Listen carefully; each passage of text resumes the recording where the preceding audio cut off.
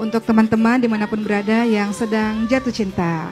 Apakah perempuan-perempuan ini boleh untuk menyatakan cintanya dan bagaimana adabnya? Teman-teman yang dirahmati oleh Allah Subhanahu wa taala, tentu saja para wanita-wanita boleh untuk menyatakan cintanya dengan tujuan untuk menikah dengan laki-laki tersebut, tapi tidak boleh kalau menyatakan cinta dengan tujuan hubungan yang dilarang oleh Allah Subhanahu wa taala, sebagaimana Allah ingatkan wala taqrabuz zina. Allah ingatkan jangan berzina. Artinya kalau seorang wanita menyatakan cintanya hanya untuk berpacaran atau hubungan yang tidak halal, maka tentu saja itu tidak diperbolehkan. Bagaimana adab-adabnya apabila wanita mencintai seorang laki-laki, ingin menikah dengan laki-laki tersebut? Ada dua cara. Pertama, bisa menyatakan secara langsung.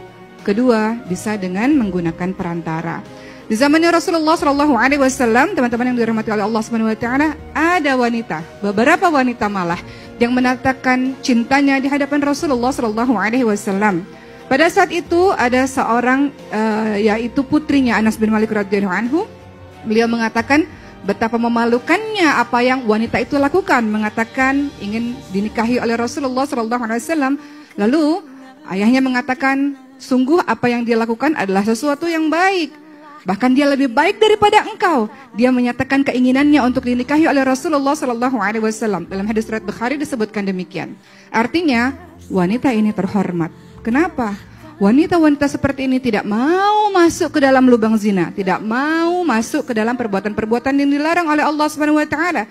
Sehingga dengan kehormatannya beliau maju untuk menyatakan untuk dinikahi dengan orang yang dicintai. Tentu laki-lakinya adalah harus laki-laki yang salih, laki-laki yang pastinya bisa membawa kita menuju ke surga Allah Subhanahu wa taala. Kemudian yang kedua, bisa dengan perantara.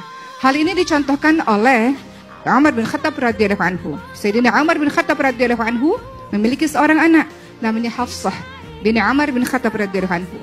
Pada saat itu Hafsah radhiyallahu anha, teman-teman sekalian, memiliki suami yang sudah tidak lagi bersama dengan beliau atau sudah meninggal dunia. Kemudian apa yang dilakukan oleh Sayyidina Umar bin Khattab? Mencarikan jodoh untuk anaknya Sayyidatina Hafsah radhiyallahu anha. Pada saat itu Umar bin Khattab radhiyallahu anhu meminta kepada siapa? Kepada Utsman bin Affan radhiyallahu anhu agar Utsman bin Affan menikahi anaknya Hafsah radhiyallahu anha. Namun Utsman bin Affan pada saat itu tidak berkenan.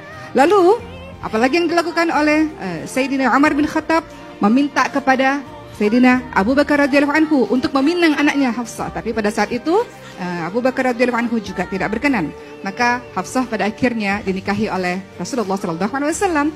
Di sini kita bisa lihat bahwa orang tua menjadi perantara agar anak perempuan ini dinikahi.